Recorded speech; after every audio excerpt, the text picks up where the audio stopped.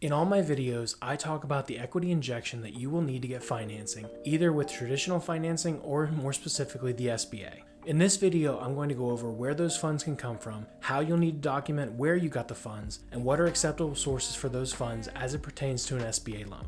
Welcome back to my channel, Mystery of Money. If this is your first time here, my name is Nick, and on this channel I tackle all sorts of topics that surround money. If you're returning, thanks again for taking time to watch another video. Huge shout out to the 3,000 people that have chosen to subscribe to my channel. I truly appreciate it as it helps this channel grow and get the message out there. Before we get started with the video, if you could do me a favor by making sure the like button turns blue for the YouTube algorithm, thank you so much for that, and now let's get into the video. Equity injection is essentially your skin in the game. It's what tells your lender that you're serious about starting a business. Without the SBA programs, traditionally you're required to have at least a 20% equity injection. That is your skin in the game for the loans. There are some loans out there that are higher risk, such as gas stations, convenience stores, or possibly retail in the current market. They're going to require a little more equity injection. The amount that you're going to need is going to be based on the perceived risk of a certain business or industry. If the loan goes bad and the bank has to repossess the assets of the company, this is one way of making sure they at least get some of their money back. If you think of a retail store, if that business goes out and the bank has to liquidate the inventory, what are you really going to get? You're probably only going to get pennies on the dollar. With the equity injection, it helps them leverage a more stable position. It's not that the banks want to repossess your assets, but loans do go bad, and banks are a business that need to stay in business. If you've never heard of an SBA loan, or even if you have, the rules by which the program goes are called the SOP, or Standard Operating Procedure. This is an extremely long product manual, if you will, for the program. Every time anything changes within the SBA realm, the SOP must be updated. One of the latest changes to the SBA SOP was to the 10% equity injection. Previous to this change, the equity could come from any source and did not have to be documented dramatically. From the SBA's website, the sources of an equity injection can be the following: cash that's not borrowed, cash that is borrowed through a personal loan to the business, and the loan would need to be repaid out of cash left over from the business. If this is the way that your loan is going to be structured and how your equity injection is going to be put into the business, your loan will have to go through standard processing. What that means is banks have designated authority, which means the bank will look at your loan, and if they deem it's something they want to do and that they believe that it follows the SOP and to the SBA guidelines, they can actually approve that loan without having to go to the SBA first. On a non-designated authority loan, those loans have to go to the SBA first for approval before the bank can fund them. The designated authority is basically a fast lane for SBA loans. This type of equity injection bypasses that so-called fast lane and makes you go through standard processing. Assets other than cash are also another example of equity injection.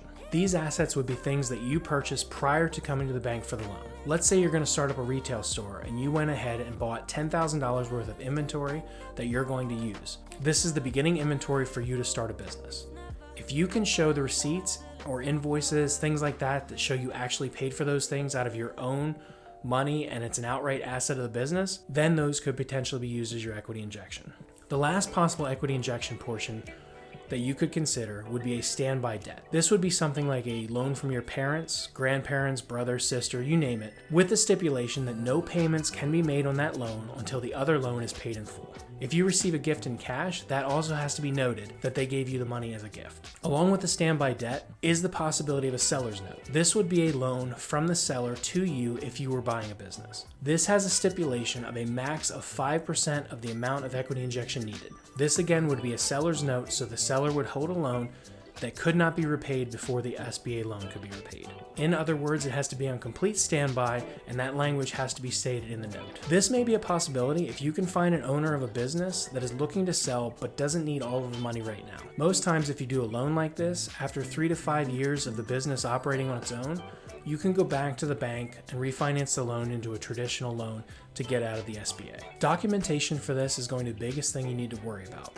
When it comes to the SBA, any money that you borrow, get given, or any other ways received needs to be documented on specific SBA forms. Let's just say you've saved up for a long time and now you're ready to start your business and you're sitting on cash. Those funds need to season, which means they need to sit in your business checking account for at least 3 months. If they're not in your business checking account, let's say you have a personal account and you've been saving up all of your money that you need to show, you're going to have to show statements from your personal account, that money being seasoned in there and then flowing into a business account when the time comes. I've had people that started businesses, that sold a car to get their equity injection to start the business. Those transactions needed to be documented from the sales invoice that was sent and the bill of sale sold, all the way to the check flowing into the account showing the funds were received. The SBA wants to make crystal clear where any funds come from to start a business. Just be prepared to have this conversation with your lender when you approach them.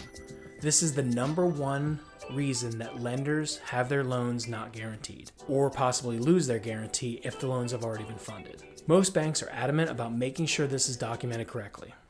Now I want to quickly touch on equity injections for a traditional commercial or small business loan. If you're not a startup and you have been in business for a decent amount of time, you'll be able to apply for a traditional loan. With this type of financing, it typically has less restrictions than with the SBA programs when it comes to the equity injection. Typically that money can come from anywhere and we don't have to see if it's seasoned in an account or anything like that. It just has to be documented where it comes from. One of the typical ones that are seen is a customer would like to borrow money but doesn't have the 20% down. They typically will take a line of credit out of their home or a home equity line of credit to provide that equity injection. Another way would be a personal loan. If you didn't need that much, you could get an unsecured personal loan, and that would be injected into the business. As I've said in past videos, with a traditional loan, most of the time you're going to need at least 20% down. There's a possibility of using equity. Let's say you're buying another property and you can use a first property's equity as your down payment for the second, but some banks won't do that deal because it's technically 100% financing. I hope you got a lot of value out of this video and you learned what sources of equity you can get to use for these loans. If you have any other questions, post them in the comments below, and until next time, have a great day.